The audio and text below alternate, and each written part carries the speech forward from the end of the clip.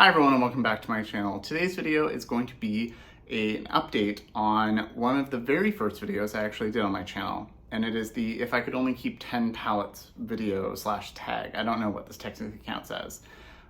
This was one of the first things I did on my channel back in August of last year when I started. And I think it's a really fun idea, a really fun thought experiment. And it's something that I will probably do annually. I think I said that in the video too. But it feels like a good end of the year video. Like, here is my best of 2020. Here are my declutter. Here's my rankings of different brands I have a lot of stuff from. And it feels like a very natural end of the year video. So if you haven't seen one of these before, I have about 100 palettes in my collection. But this idea is if I had to get rid of all of them and I could only have 10, a very minimal, well, I mean, 10 is still a lot of palettes. I know a lot of people only have like 2. But if I can only keep 10, what would be the 10 that I would choose? And I took this very seriously. I did last year too. So I'm excited to show you what I came up with and interested to hear your thoughts on what I picked. And if you're new here, welcome. My name is Colin. I'm a non-binary Latinx scientist and lover of makeup with a soft spot for indie and colorful makeup. And I have new content every week, so I'd love to have you subscribe.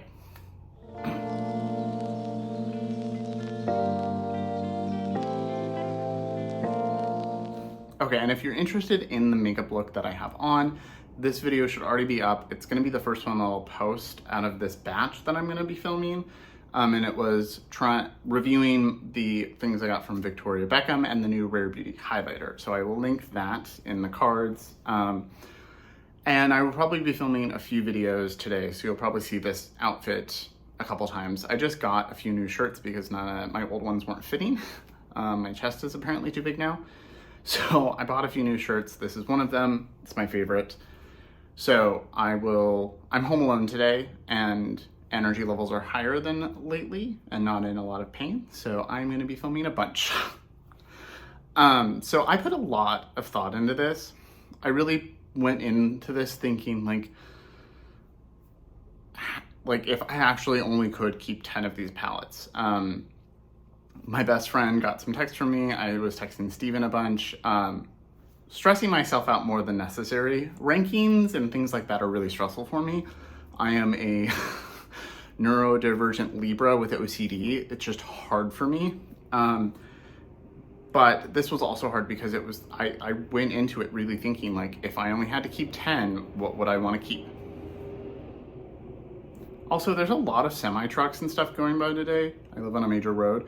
So I will try to pause and cut those out every time they go by, but I might miss some of them.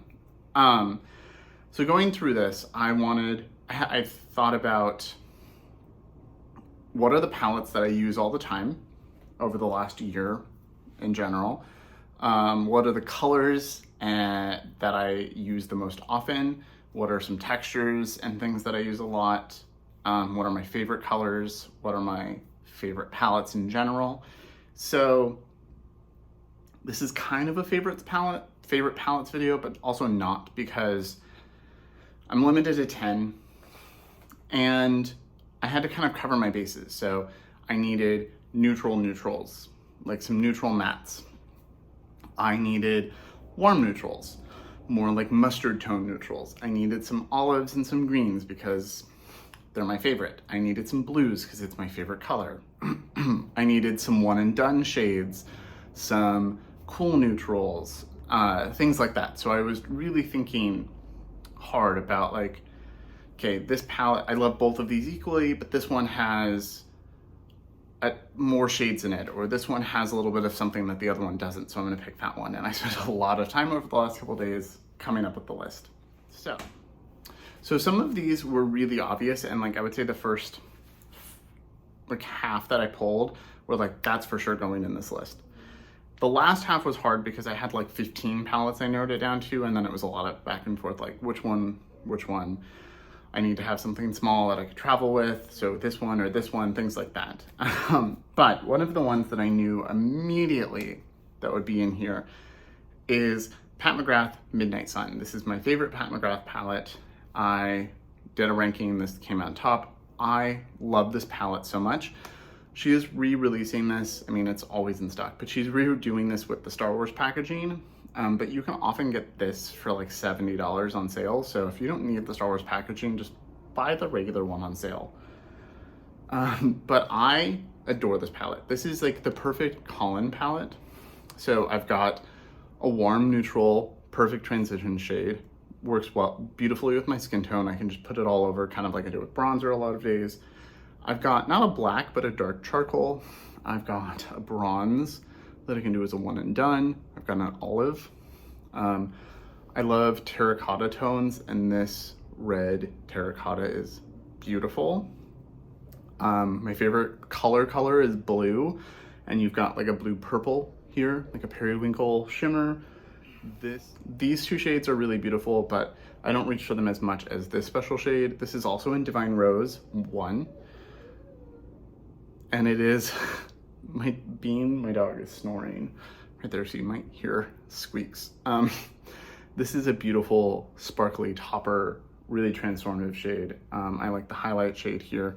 So I knew I had to have this. It's my favorite mothership. It's a good go-to. It's really earthy. It's very me. So this was for sure like the first palette I thought of when I came up with this. This is also a very different list from the first one. I did look back at it, and I would say categories are the same, but the palettes have definitely changed. The second palette that I knew I had to have in here was Pat McGrath's first mothership, Subliminal. So this is my second favorite / tied for first favorite Pat McGrath mothership / palette in general.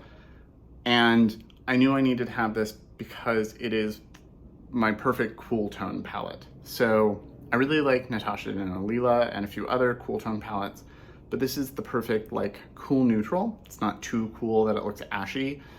These shades are beautiful. You've got a black here. I really like both of these as smoky one and done shades. This one's kind of purple and this one's kind of a taupe. I love taupes. This pale gold shade is gorgeous. Blue is my favorite color. If you couldn't tell, this is like a dark blue shirt, and then there's blue, like a bright blue, lilac, pink, yellow, and orange flowers.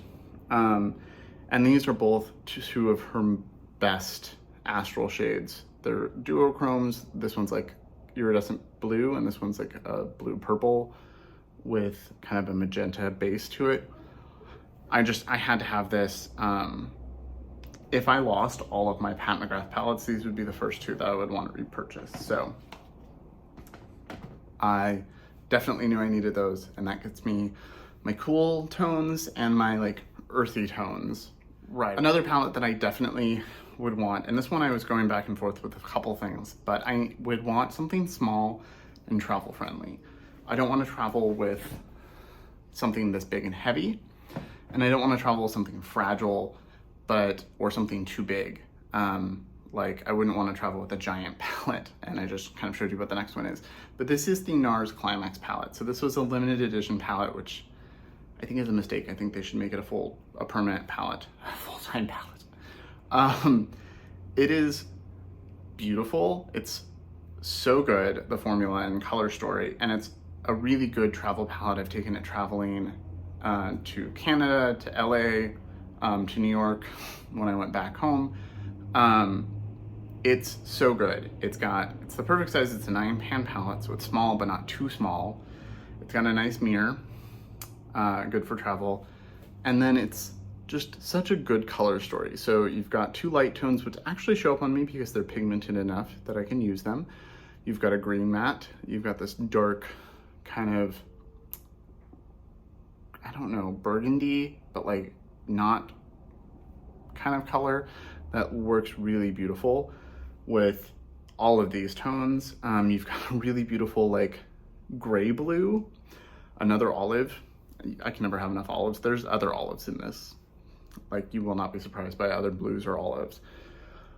Really pretty copper tone, really pretty kind of champagne bronze. Like it's not really either. You've got a taupe kind of more satin shade that's a perfect one and done. I really like this for travel, and if you ever find this on sale, like at TJ Maxx or something, I would definitely pick it up. I think this was worth full price to me, but I think it's the best palette I've seen Nars do. I've swatched some of the other ones and they weren't the same formula. This is just special. So the next palette was also a no-brainer, and it was actually in my first video as well, because it is a perfect colorful palette and it has dark colorful mattes in it and really beautiful shimmers, and it is the Club Nebula palette from Kaleido. So this is sadly discontinued. It was a collaboration with Angelique Nyquist. She also has a collab with Odin's Eye, but I think this is Kaleidos' best palette. I think she did an absolutely phenomenal job on this. It's still one of my favorite palettes. It's just the perfect mix. So you've got really dark, colorful mattes that work amazingly. You've got a green, a blue, kind of a purpley tone, and a red. You've got some lighter tones like this gray, this kind of taupey neutral. You've got a really bright green, got a bright blue, this peachy color, and then you've got a couple opaque shimmers, but like special topper shades. So I definitely wanted that as well. And this will be, I think, forever be one of my favorite palettes. I wish they could make this permanent, because I feel one day this is gonna expire, or I'm gonna go through, hit pan on the shades, and I'm not gonna be able to replace it. So I cherish this. I love this palette so much. I think their formula is phenomenal. The mattes are silky, pretty much blend themselves. They blend beautifully, they layer together beautifully, and the shimmers in here are just so nice. You've got a couple opaques, you've got some iridescent shades, you've got some more like topper shades. I think this is the perfect colorful mix. So speaking of colorful eyeshadow and indie eyeshadow, the next thing that I wanted to make sure I had was some good blue mattes. That does have some blues, but I wanted more like slightly different tones, and some really good blue shimmers and special shimmers in general. And so I actually thought of this one right away, and it is the new Christmas Eve palette from Odin's Eye. So this is sadly already discontinued. They sold out, but this is just such a perfect Colin palette. I've got a really dark blue, I've got two dark blues. Like this one's kind of a little bit darker than mid-tone. This one's really deep, like even darker than the one in Club Nebula. I've got a really nice green that I don't really have in the others. Kind of an olive brown, which I don't really have. And then I've got really special, I've got a blue multi-chrome, a blue shimmer here, a blue shimmer here, a purple here, a really great mauve tone that's not too ashy.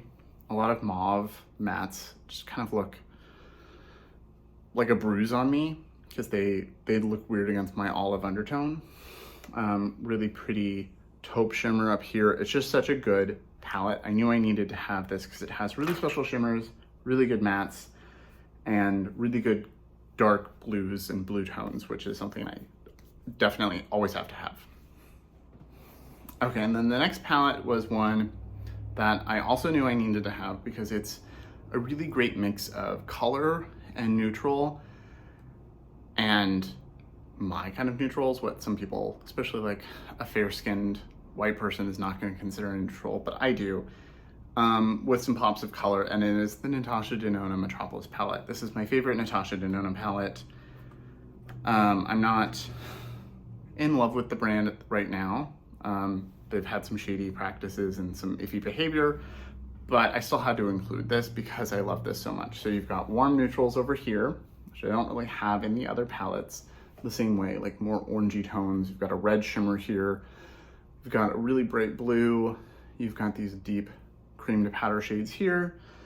And then you've got a bunch of golds and bronzes. And then the shades that I use the most are up here, and they're these olivey tones. So you've got this like avocado green. This is like an olive brown, but like darker than that one, like more cool and deep.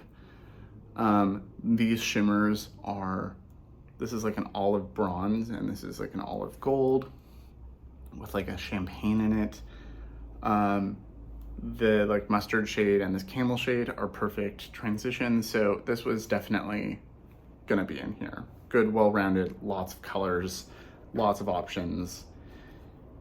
Probably could travel with this, but it is a little bit big. But this for sure had to be in my list.